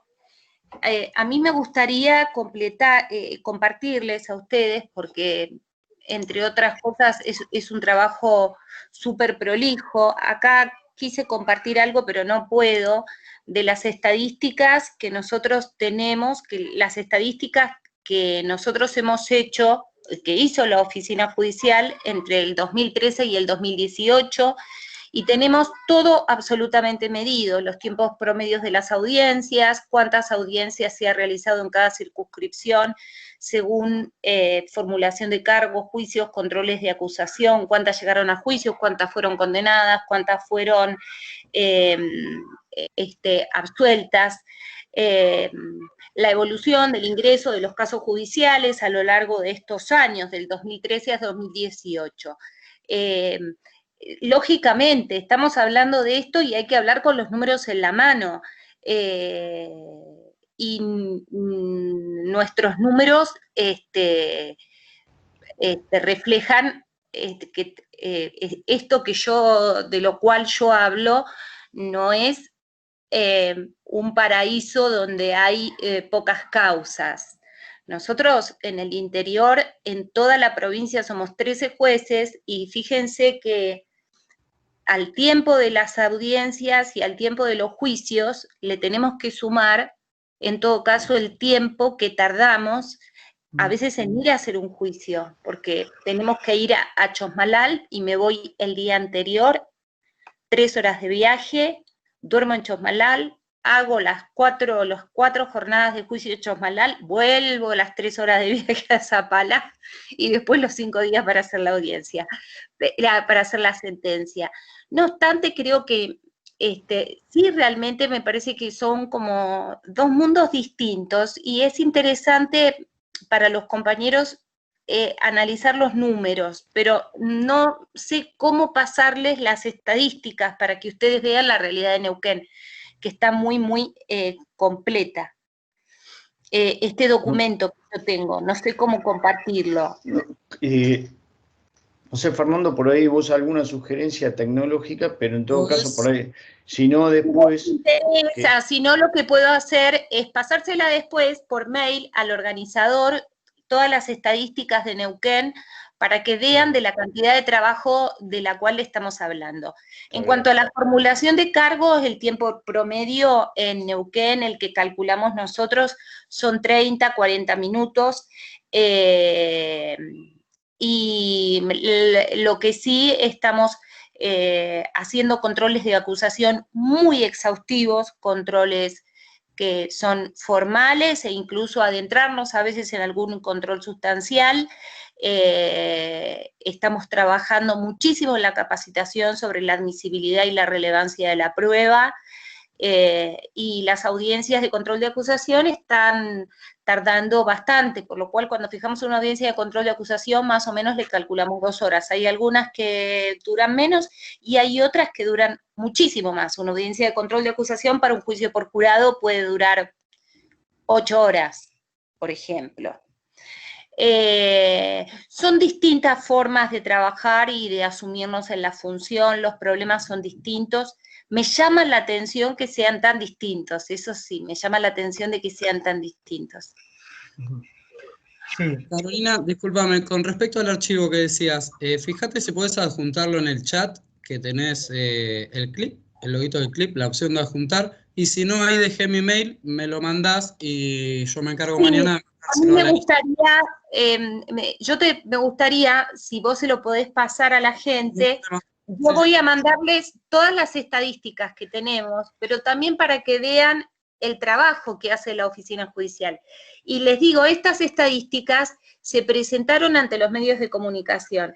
Y es cierto lo que dice Ismael, la crítica de muchos compañeros fue lo mismo. A ver, esto no refleja la realidad de nuestro trabajo, porque esto es el tiempo en audiencia. Las horas de viaje, las horas de estudio, las horas de sentencia no están.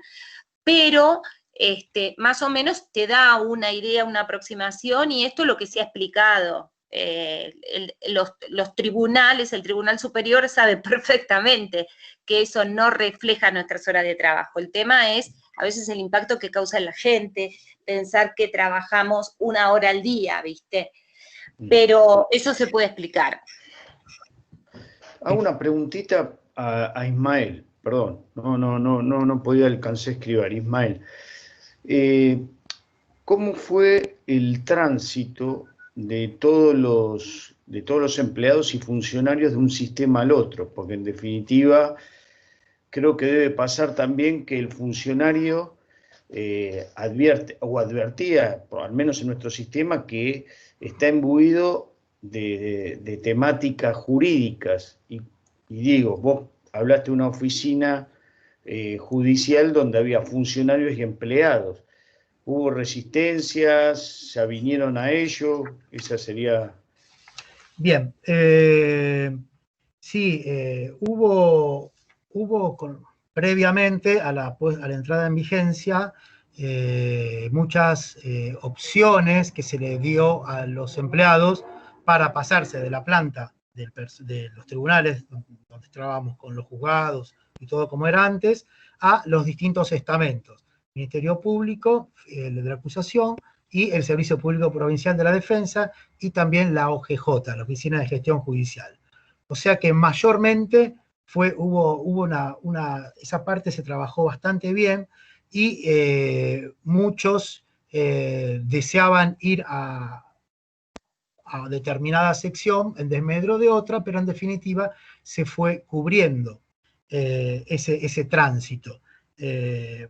Hoy lo que se advierte, por ejemplo, en la oficina de gestión, que como dije antes, tiene aproximadamente 74 empleados y 23, 25 funcionarios, de los cuales hay bastantes caciques en relación con los indios, en el buen sentido esto, ¿no?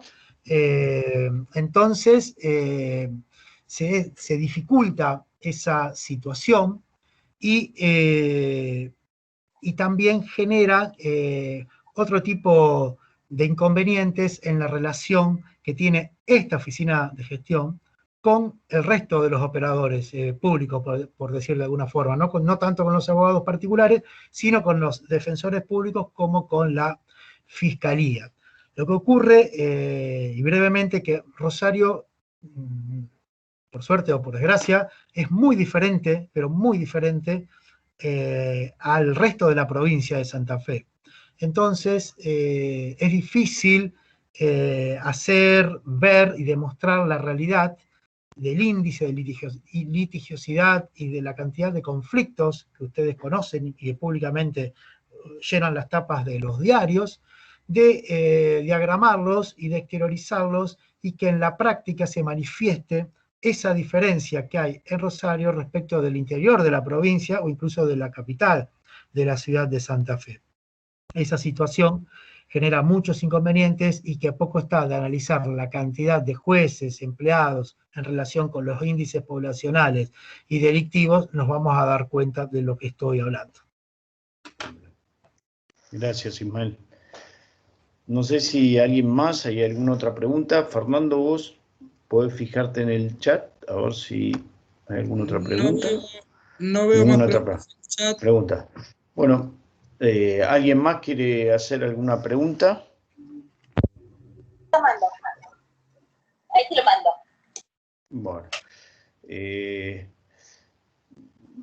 No sé, Mario, te doy la palabra. Desde ya yo simplemente agradecer a Ismael, a Carolina y a Gladys. Fue sumamente enriquecedor. Creo que hacemos contraste con nuestra provincia, desde ya que tenemos una diferencia poblacional muy grande. La proyección de la provincia de Buenos Aires para este año es de 17 millones de habitantes. En el caso de Neuquén son 660.000 y Chubut 618.000, y en el caso de Ismael, estos fueron datos que fui reuniendo, el área del Gran Rosario, 1.450.000 habitantes. me parece que era interesante que nosotros tuviéramos el contraste en relación a estas realidades, y un poco a la que aspiramos nosotros, que es modificar la estructura organizacional, y creo que estuvo muy bueno porque pudimos advertir los claroscuros, ¿no? Si quisiéramos embarcarnos, sobre qué tendríamos que trabajar, y creo que Carolina dio en el clavo cuando mencionó esto de que Chubut nos sirvió como experiencia para modificar quizás errores que bien marcó Gladys, y que fue muy difícil superar y llevó mucho tiempo. Creo que esta era la idea, hacer una inversión a partir de esta excelente exposición que hicieron Gladys, Carolina, Ismael. Creo que nos vamos nutridos de mucha información y una apuesta, que es a mejorar la organización para tener una mejor justicia y fundamentalmente el destinatario, que es el justiciable. Así que reitero el agradecimiento, y esto en función de que fui parte de los organizadores junto con Mario y el resto de la red de jueces penales. Mario, te doy la palabra, discúlpame. Sí, solamente agradecer a los colegas, ha sido un placer escucharlos, y también nos sirve para repensar variantes para nuestro sistema, mejoras. Es muy importante ir teniendo este ida y vuelta, y les agradezco mucho. Les agradecemos mucho, tanto desde la red de jueces como del Instituto de Estudios de la Corte. Y aprovecho para anunciar que el próximo 8 de octubre a las 16 horas vamos a tener una jornada con la red de jueces penales, con el Colegio de la Provincia, de Magistrados de la Provincia de Buenos Aires, Colegio de Magistrados y Funcionarios. La jornada va a tratar respuestas institucionales para acompañar, pacificar y fortalecer a la sociedad en un año excepcional. Ahora voy a estar enviando las invitaciones, el flyer. En esta jornada va a haber representantes de los tres poderes, Poder Judicial, Poder Ejecutivo y el Poder Legislativo, también de los diferentes partidos políticos y periodistas. La idea es escucharnos entre todos para buscar modos de diálogo que permitan mejorar esta actualidad, y fundamentalmente en esta época tan compleja que nos tocó vivir.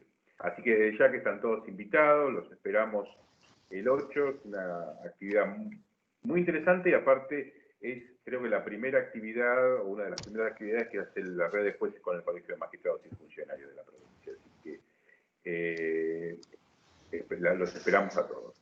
Y desde ya muchísimas gracias y buenas noches. Hasta la próxima. Gracias a todos los colegas.